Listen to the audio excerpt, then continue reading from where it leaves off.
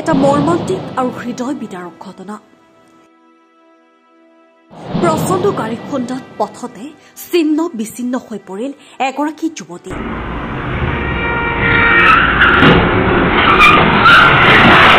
বিয়াৰ বহু বছৰ পিছত মাতৃত্বৰ সপোন লৈ আগবাঢ়িছিল তেওঁ।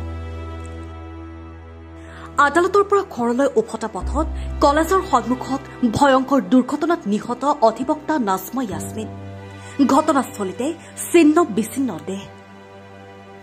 আদালতৰ কৰ্ম সমাপ্ত কৰি ঘৰলৈ উভতি অহা অধিবক্তা নাজমা য়াসমিনে ভবানীপুৰ আঞ্চলিক কলেজৰ সন্মুখত ভয়ংকৰ পথ দুৰ্ঘটনাত মৃত্যুক সাৱটি লয়। ঘটনাৰ সময়ত এখন অত্যন্ত বেগতে অহা বাহনে তেওঁ জোৰেৰে খুন্দা মাৰে। খুন্দাৰ প্ৰভাৱত নাজমাৰ দেহ ঘটনাস্থলীতে ছিন্ন বিচ্ছিন্ন হৈ পৰে। নাজমা আদালতৰ দায়িত্ব পালন কৰি সদায় দৰে নিজৰ ঘৰলৈ উভতি আহিছিল।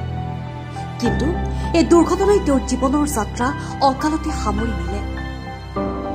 মৃত্যুৰ সময়ত তেওঁ ৩ মাহৰ গৰ্ভৱতী আছিল। বিয়াৰ ৭ বছৰ পিছত তেওঁ মাতৃত্বৰ সপোন লৈ আগবাঢ়িছিল। এই অকাল আৰু বিভীষিকাময় মৃত্যুত অঞ্চলজুৰি গভীৰ শোকৰ ছাঁ পৰিছে।